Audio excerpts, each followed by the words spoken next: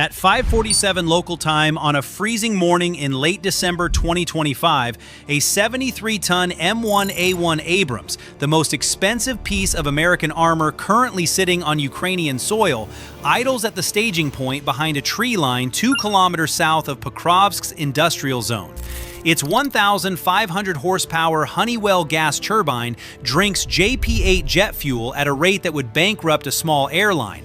And right now, it's burning through that fuel, doing absolutely nothing, waiting. Because somewhere ahead, along an open road that stretches through flat, coverless terrain directly into a city crawling with Russian infantry, entrenched firing positions, and enough anti-tank mines to redecorate the entire highway, the Skola Battalion is about to attempt something that every armored warfare manual written since 1945 says you should never do. Drive a main battle tank into dense urban combat. On purpose, with a plan that depends on the tank surviving long enough to act as bait. But before we get to the part where this Abrams earns its paycheck, let's talk about why a $68 million tank is about to be used as a very loud, very expensive distraction, and why the week before made the whole thing necessary. 7 days earlier, the Russians launched a full-scale armored assault on this same industrial zone. The objective was obvious. The zone sits at a junction that controls access to reinforced basements, warehouses, and concrete structures, the kind of urban terrain that turns a defensive position into a fortress. If the Russians take it, Ukrainian forces in Pokrovsk lose their anchor point. The entire defensive geometry of the sector collapses.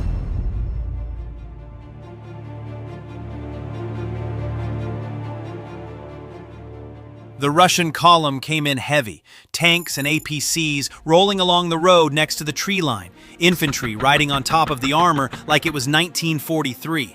A second group mounted on quad bikes prepared to rush the flank. Standard Russian playbook: mass, speed, shock. Overwhelm the defenders before they can react. The Ukrainians were ready. Drone operators from the brigade's unmanned systems unit had been tracking the column since it formed up 3 kilometers back. Artillery coordinates were pre-registered. The moment the lead vehicle crossed the engagement line, the entire kill chain activated simultaneously. The first FPV drone locked onto the rear APC and struck. From the helmet camera footage of a Russian soldier riding on top, you can feel the impact. The vehicle lurches, the soldier tumbles sideways, and for about 2 seconds, his camera captures the sky spinning before he hits the dirt. More than a dozen drones launched toward the column in sequence. Ukrainian operators pick their targets methodically, not spraying, selecting. An APC is forced to stop. Infantry dismount into the tree line. Their movement is chaotic. Nobody seems to know who's in charge or where to go, which in a kill zone is the same thing as nobody knowing how to stay alive. Bomber drones joined the attack. One hovered over a cluster of dismounted infantry and released its munition. The blast caught a soldier mid-radio call. He was reporting that they were under fire, not yet knowing that the person he was reporting to had already stopped answering. Artillery switched to cluster munitions and carpeted the quad bike staging area. The sheer density of fire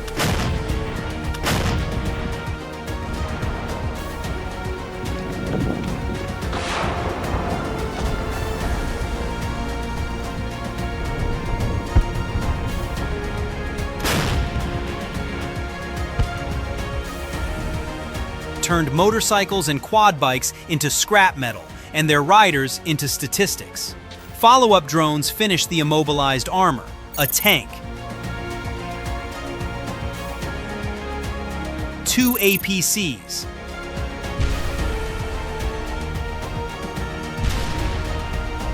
When the last drone completed its pass, the entire Russian column, vehicles, bikes, infantry, was burning across several hundred meters of Ukrainian farmland. Total Ukrainian losses in the defensive engagement: 0 armored vehicles, 0 killed in action. The Russians lost an entire assault column. But destroying the column didn't solve the problem, it delayed it. Russian command would regroup and try again. The industrial zone was still contested, and whoever held it when the next push came would have the advantage. The Ukrainians needed to get infantry into those buildings, clear them, and fortify before the Russians could recover. and they needed to do it now, in the narrow window between a routed enemy and a reinforced one. Which brings us back to the Abrams, idling in the pre-dawn fog, burning fuel it can't afford to waste, waiting for the order that will send it down the most dangerous 2 kilometers in Donetsk Oblast. At 6:12, the order comes. The column begins to move. First in line, a T-64 fitted with a KM-T6 mine-clearing roller, a plow-shaped contraption bolted to the front of the tank that looks like something a farmer would use if his field were planted with high explosives instead of wheat. Its job is simple and suicidal. Drive forward and hit every mine before the vehicles behind it do. Behind the mine roller comes the Abrams. Behind the Abrams, 3 APCs carrying 2 squads of infantry from the Skola battalion. The plan, if you can call something this aggressive a plan, works like this. The mine roller clears the road. The Abrams pushes into the city first and draws every Russian gun onto itself while the APCs deploy infantry into the buildings. The Abrams is the decoy. $68 million of depleted uranium armor and a 120mm smoothbore cannon, and its primary tactical function today is to be loud, visible, and impossible to ignore. The fog is the only thing keeping them alive right now. Visibility is maybe 300 meters. Russian drone operators can't see through it. Russian spotters in the buildings ahead can't see through it. For the next few minutes, the column is invisible. But fog lifts, and they have 2 kilometers of open road to cover before they reach the first buildings. The mine roller hits the first mine. The detonation sends a column of dirt and smoke 30 meters into the air. The Abrams crew feels the blast through the hull, a dull thump transmitted through 73 tons of steel. The column keeps moving. 200 meters later, the second mine. Another detonation. The mine roller absorbs it, keeps rolling. The rollers are designed for this. Heavy steel wheels that trigger pressure-fused mines before the tank's tracks reach them. But every detonation is a signal. Every explosion tells the Russians exactly where the column is and exactly which road it's using. The fog is cover, but the noise is a beacon, a third mine. This one is bigger, possibly a TM-62 anti-tank mine, which carries enough explosive to flip a truck. The mine roller shudders but keeps moving. The road ahead is clearing. But the Abrams driver, watching through his periscope, can see that the fog is starting to thin. Visibility is stretching to 400 meters, then 500. The industrial zone is less than a kilometer ahead. And somewhere in those buildings, Russian soldiers are listening to the explosions getting closer and reaching for their radios. The column clears the last mine and hits the outskirts of the city at speed. The fog is lifting fast. Visibility is now pushing 700 meters, and the Abrams is the biggest, loudest, most thermally obvious target in the entire sector. It might as well be wearing a neon sign that says, "Shoot here," which, in a sense, is exactly the point. The Russians react. Drone operators scramble their FPV units into the air. Infantry begins repositioning to firing points in the upper floors of the industrial buildings. The element of surprise is gone. From here on, every second the infantry is outside the buildings, they're exposed. The Abrams commander gives the order and the main gun speaks for the first time. A 120mm high-explosive round slams into a fortified position at the corner of the first warehouse building. The overpressure from the shot rattles windows for 200 meters in every direction. Inside the turret, the loader is already ramming the next round into the breach. The gun system that took American engineers 3 decades to perfect cycles in under 7 seconds. The second round hits a sandbag firing position on the second floor of what used to be an office building. The sandbags, the wall behind them, and most of the floor beneath them cease to exist as architectural features. An APC pulls alongside the gas station, the first waypoint, and the rear ramp drops. Infantry pour out and begin clearing. The Abrams pushes forward another 50 meters, positioning itself between the dismounting troops and the Russian lines. Every Russian gun that was pointed at the infantry is now pointed at the tank, which is exactly where the Skola battalion's commander wants them. Inside the gas station, Ukrainian soldiers encounter Russian infantry. The engagement is close, room to room, the kind of fighting where a rifle's barrel length becomes a tactical disadvantage, and everyone wishes they'd brought a shorter weapon. The Ukrainians clear the first room, then the second. The gas station is small, but every door is a potential ambush point, and every window is a possible firing position. The squad moves fast because speed is the only thing keeping them ahead of the Russian response. 6:21. The Abrams takes its first drone hit. A Russian FPV drone, probably carrying a shaped charge, maybe a modified RPG warhead, slams into the additional reactive armor bolted onto the turret. The detonation sends a shower of sparks and fragmented armor plate across the hull. Inside the tank, the crew feels the impact as a sharp crack followed by a metallic ringing that fills the fighting compartment. The loader pauses for half a second, looks at the commander, and gets the only answer that matters, the commander's hand pointing forward. Keep loading. Here's the thing about the M1A1 Abrams that makes it uniquely suited for what is essentially a suicide mission with better marketing. Its composite armor, layers of depleted uranium, steel, and ceramic, was designed during the Cold War to survive direct hits from Soviet 125mm tank rounds. An FPV drone carrying 2 kilograms of shaped charge explosive is not nothing, but against armor rated for rounds carrying 10 times that energy, it's the ballistic equivalent of an angry bee stinging a rhinoceros. The rhino notices. The rhino does not care. The crew doesn't even realize they've been hit until the commander checks the external cameras and sees scorch marks on the turret. The gun system is functional. The engine is functional. The tracks are functional. The Abrams keeps firing.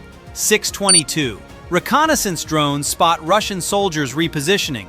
4 of them, sprinting from a warehouse toward a concrete wall that offers better cover and a firing angle on the dismounted infantry. Ukrainian drone pilots react instantly. 2 FPV drones launch from a position 800 meters south. The first one catches the lead runner in the open. The second hits the wall the others were running toward, 30 seconds after they arrive behind it. The threat is neutralized before the infantry squad even knew it existed. Meanwhile, at HQ, something goes wrong with the plan. Or rather, something goes more right than planned, depending on who you ask. The Abrams has pushed forward, further forward than the operational order specified. The commander's display shows the infantry clearing the gas station area and beginning their move toward the stele, a monument marking the entrance to Pokrovsk. But the Abrams isn't at the gas station anymore. It's 200 meters deeper into the city, rolling past the engagement line into territory that hasn't been scouted, hasn't been cleared, and almost certainly contains more mines, more drones, and more Russian infantry than anyone at headquarters is comfortable with. The radio crackles. Where is the tank? Nobody at HQ has an answer. The Abrams has effectively gone rogue. Not out of disobedience, but out of initiative. The crew saw that pushing deeper would draw the Russian response further from the dismounting infantry, creating a wider buffer zone. It's tactically sound. It's also completely unauthorized and puts a $68 million tank into unscouted urban terrain with no infantry support and no drone cover overhead. The unauthorized push is working. Ukrainian infantry, now operating in the gap the Abrams has created, move from cover to cover, clearing buildings with a speed that would be impossible if Russian guns were still pointed their direction. Every round the Abrams fires, every building it targets, every second it spends being the loudest and most obvious thing in the battle space is a second the infantry isn't taking fire. 2 buildings cleared, then 3. The squad pushes through a warehouse loading dock and finds abandoned Russian positions. Ammunition, ration packs, a radio still crackling with traffic. The defenders pulled back rather than face whatever was coming down the street, firing 120mm rounds at their fortifications. 6:26. The second drone hit. This one is different. The FPV drone, larger than the first, probably a heavy lift frame carrying a tandem warhead, comes in low, below the Abrams line of sight, and impacts the engine deck at the rear of the tank. The rear armor on an Abrams is thinner than the frontal arc. It has to be. You can't wrap 60 tons of composite armor around every surface without the tank collapsing under its own weight. The engine deck, where the gas turbine sucks air through massive intake grills, is the most vulnerable point on the vehicle. The detonation tears through the engine compartment housing. The gas turbine, a Honeywell AGT-1500 that has been running continuously since the staging point, suffers catastrophic damage. Whether the shaped charge jet penetrated a fuel line, severed a drive shaft, or simply wrecked enough of the turbine housing to cause a cascading failure, the result is the same. The engine dies. Inside the tank, the electrical system switches to backup battery power. The turret can still traverse, the gun can still fire, but the tracks aren't moving. 73 tons of American steel is now a stationary pillbox in the middle of a street that Russian drone operators have been watching for the last 8 minutes. The Abrams crew does what every tanker is trained to do when the vehicle is immobilized in hostile territory. They dump the remaining ready ammunition.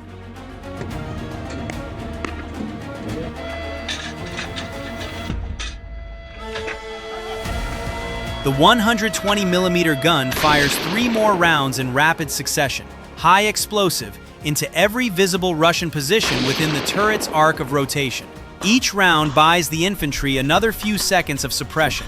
Each round tells the Russians that the tank might be stopped, but it isn't dead. Not yet. The loader chambers the last round in the ready rack. The gunner lines up a Russian firing position in a second-floor window 300 meters northeast. The gun fires. The round hits. The window, the wall, and approximately 2 meters of floor on either side of it disappear. Then the breech is empty. No more ammunition, no engine, battery power draining. The Abrams has done everything it was brought here to do and more. It has absorbed 2 drone strikes, fired every round it carried, drawn every Russian gun in the sector onto itself, and given the infantry the time and space to clear and secure 5 buildings in the industrial zone. And now, it's time for the crew to leave. The commander orders the crew to bail out. The hatches open. 4 tankers, commander, gunner, loader, driver, exit the vehicle under covering fire from the infantry squads that are now in position in the buildings the Abrams helped them take. They move fast, low, heading for the nearest cleared structure. Behind them, the Abrams sits in the middle of the road, scarred, smoking, and silent.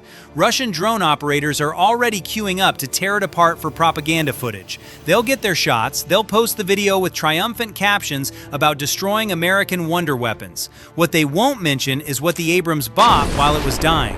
The Ukrainian commander at HQ orders the remaining APCs to withdraw. The vehicles reverse down the road they came in on, past the craters left by the mine roller, back behind the tree line.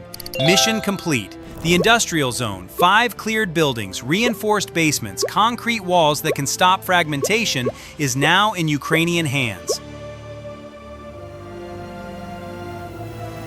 The infantry is dug in. The positions they've taken give the AFU a staging area for force buildup, a defensive anchor that the Russians tried and failed to take with an entire armored column a week ago. The cost? 1 M1A1 Abrams, immobilized and abandoned. 0 crew killed. 0 infantry killed in the assault. The Russians gained a propaganda video of drones hitting a stationary tank. The Ukrainians gained a sector that controls the defensive geometry of Pokrovsk's southern approach. In the economy of this war, that's not a trade, that's a theft. Somewhere in that industrial zone, the Skola Battalion's infantry are stacking furniture against doorways, setting up firing positions in the windows the Abrams blew open for them, and running cable for encrypted communications to the positions they'll hold through the night and into the next week and the week after that. The gas station has been turned into a forward aid point. The warehouse loading dock is now a resupply corridor. The buildings that Russian soldiers abandoned rather than face a charging Abrams